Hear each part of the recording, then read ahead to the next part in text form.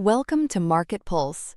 Today, we're diving into the global manufacturing sector as we navigate early 2025. It's a mixed picture out there. While some regions show signs of expansion, the overall recovery is uneven, with ongoing challenges from supply chains and inflation. A key indicator we monitor is the Purchasing Managers' Index, or PMI.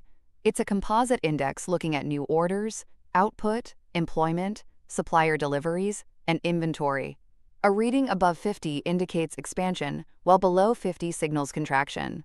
Importantly, for the PMI calculation, the Supplier's Delivery Times Index is inverted, meaning longer delivery times, often a negative sign for supply chains, contribute positively to the headline PMI.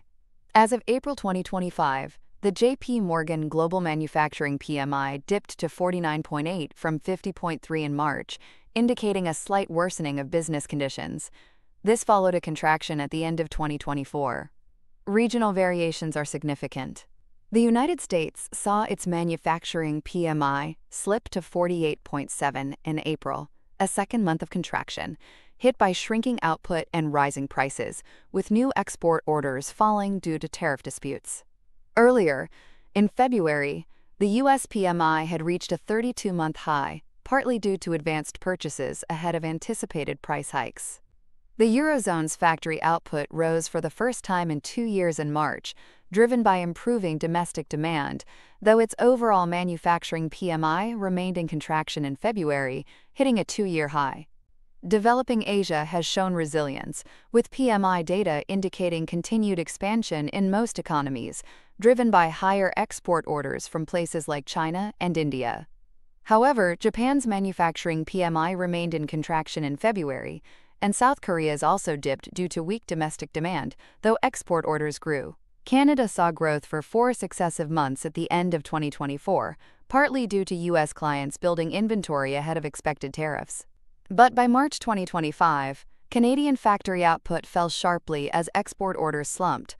UK manufacturers reported steep job and export losses in early 2025. Supply chain issues persist. Suppliers' delivery times lengthened globally in late 2024 and early 2025, sometimes to the greatest extent since October 2022, often due to staff shortages and freight delays. Tariff concerns and trade protectionism are also disrupting supply chains, causing shipping delays and cost fluctuations. Some businesses engaged in front-loading, building inventories to beat potential tariffs, which temporarily boosted production. Inflation also remains a major concern. Average prices charged by factories worldwide rose in April 2025 at the fastest rate since March 2023, as companies hiked prices due to tariffs and rising input costs. In the U.S., manufacturers reported rising costs and margin pressure, with February seeing input cost inflation at its highest since November 2022. In the Eurozone, weak demand led some firms to absorb rising input costs. Canada saw a sharp acceleration in input cost inflation at the end of 2024. South Korea experienced intensified input inflation in February, prompting businesses to raise output prices sharply. Looking ahead in 2025, trade policies and tariffs continue to create uncertainty. Geopolitical stability, demand dynamics, and inflation trends will also be crucial.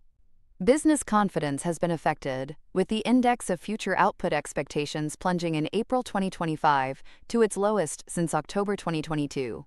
In conclusion, global manufacturing in early 2025 is treading a path of cautious and uneven recovery.